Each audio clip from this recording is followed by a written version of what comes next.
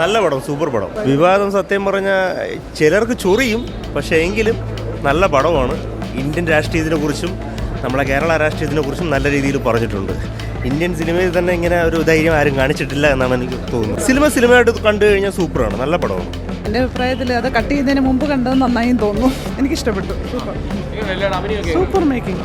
Super മേക്കിങ്ങിനൊന്നും പറയാനില്ല. International level എന്ന് തന്നെ പറയാൻ. സൂപ്പർ സിനിമ, അടിപൊളി സിനിമ. ശരിക്കും പറഞ്ഞു കഴിഞ്ഞാൽ ജനങ്ങൾ കാണേണ്ടതാണ്. നമ്മുടെ ഈ നാടിന് ഒരു മാറ്റം വരേണ്ടത് തന്നെയാണ് ഇത് കണ്ടിട്ട്. അതെനിക്ക് മനസ്സിലായി. ഇപ്പോൾ കുറച്ച് ഭാഗങ്ങളൊക്കെ ഇതിന്ന് കട്ടായി പോകുമെന്നൊക്കെ പറഞ്ഞുകൊണ്ടാണ് ഞങ്ങൾ ഇന്ന് തന്നെ വന്നത്. ഞാൻ കട്ടായി പോകണമെന്ന് പറയില്ല, കാരണം ഇത് ഇത്രയും കാണിച്ചില്ലെങ്കിൽ പിന്നെ ആ ഒരു സിനിമ ഇല്ല. ശരിക്കും പറഞ്ഞാൽ അത് എന്താണ് കട്ടാക്കണമെന്ന് അറിഞ്ഞുകൂടാ. പക്ഷേ രാഷ്ട്രീയപരമായ കാര്യങ്ങളായിരിക്കും. പക്ഷേ കിടില സിനിമ. കട്ട് ചെയ്ത് മാറ്റേണ്ട കാര്യമൊന്നുമില്ല. അല്ലല്ല, അത് വളരെ നന്നായിട്ടാണ് അത് ചെയ്തു വെച്ചേക്കുന്നത്. മറ്റേത് മാറ്റിക്കഴിഞ്ഞാൽ ഒരു ആവിഷ്കാര സ്വാതന്ത്ര്യത്തിന് നേരെയുള്ളൊരു ഇതായി മാറത്തില്ലേ. വളരെ നന്നായിട്ട് ചെയ്തു വെച്ചിട്ടുണ്ട്. ഒരു രാഷ്ട്രീയ പൊളിറ്റിക്കൽ പാർട്ടിയെ മാത്രമല്ല വിമർശിക്കുക, എല്ലാവരെയും പ്രോസും കോൺസും എല്ലാം കാണിച്ചിട്ടുണ്ട്. Do watch. രക്ഷയില്ല. ഈ പറയുന്നതൊക്കെ വെറും എന്താ പറയുക, പൊള്ളയായ കാര്യങ്ങൾ. അതായത് സിനിമയായിട്ട് കണ്ടു കഴിഞ്ഞാൽ നോ ഇഷ്യൂ.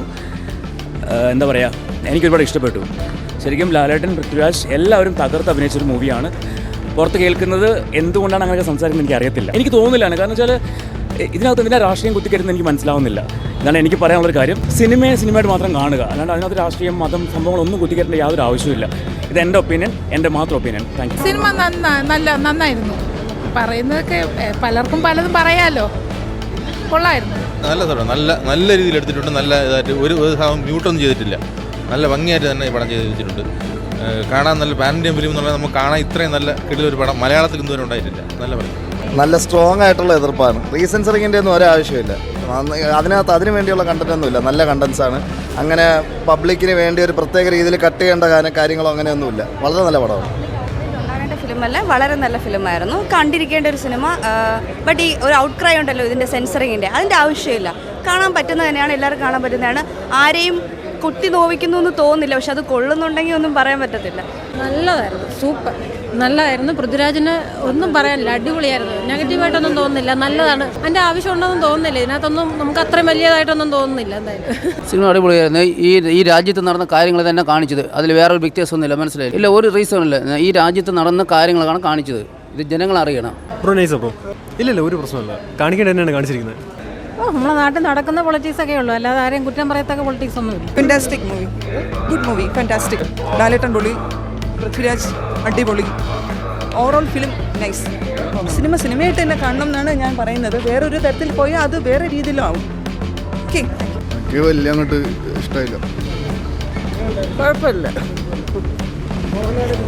നന്നായിട്ടുണ്ട്. അടിപൊളി സിനിമ. സൂപ്പർ സിനിമയാണ്. അടിപൊളി.